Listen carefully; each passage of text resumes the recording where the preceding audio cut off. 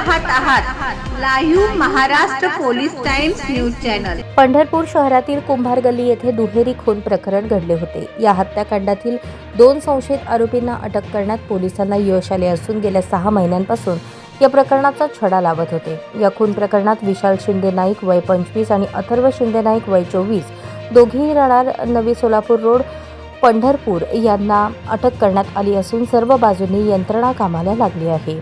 संशयित 2 आरोपींना राजस्थान येथून जोधपूर येथून अटक करण्यात आली। हे आरोपी याच परिसरातील असून दुहेरी हत्याकांड हे लफड्यातून झाले असल्याची चर्चा होत आहे। पंढरपूर शहरातील कुंभार गल्ली येथे राहणारे लखन जगताप आणि त्याची आई सुरेखा जगताप या दोघांना 15 जुलै 2025 रोजी रात्री 8 वाजता निर्घृण पद्धतीने त्यांचा खून झाला होता। या घटनेमुळे संपूर्ण पंढरपूर शहरात आणि उपनगरात खळबळ उडाली होती। गेल्या 6 महिन्यांपासून पोलीस या प्रकरणाचा तपास करत होते, मात्र यश मिळत नव्हते।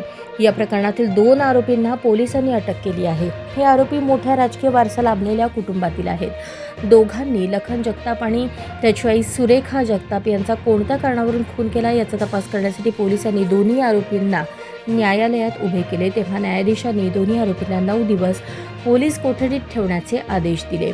लखन जगताप हा पंढरपूर येथील ग्रामीण भागातील होता। 2 महिन्यांपूर्वी कुंभार गल्ली परिसरात त्याच्या कुटुंबियांनी नवीन घर बांधले होते। लखन जगताप हा एका खाजगी कुरिअर कंपनीत डिलिव्हरी बॉय म्हणून काम करत होता, तसेच तो व्याजाने पैसे देत असे। संशयित आरोपींना 9 दिवसांची पोलीस कोठडी दिल्याने या प्रकरणाचा तपास करताना खून कशासाठी करण्यात आला याचा उलगडा होणार आहे।